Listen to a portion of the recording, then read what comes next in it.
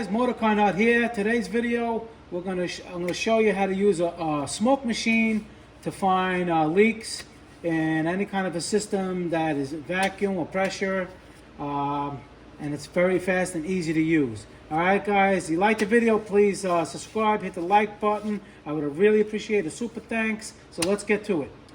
Okay, you can get these smoke machines eBay, Amazon, fairly cheap, $100. It's good to have. Nice diagnostic tool, easy to hook up. You got this one hooks up to the car's battery. You got your positive and negative. Okay, you plug it in. Okay, you have your little rubber hose. This is the air hose. Okay, we have a little rubber cone adapter in here. It comes with. All right, and you screw it down so it makes a nice tight seal. It's a big rubber cone right here. It's for all different sizes. I have it screwed on right now so it don't leak. Okay, you want to seal the system. It's good to check for vacuum leaks. It's good to check for air leaks, intake.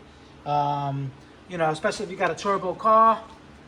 And so all we do now is we just basically turn the machine on.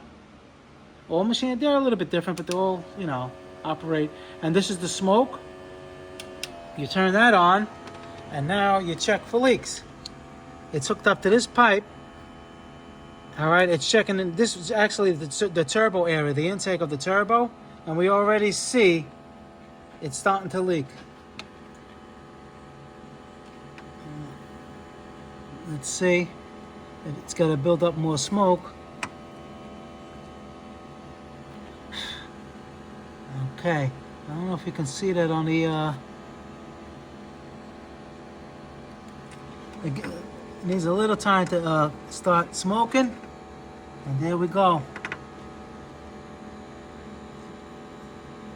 Okay, so now we know we have a leak at that pipe over there, and we have to take that off and see what the deal is.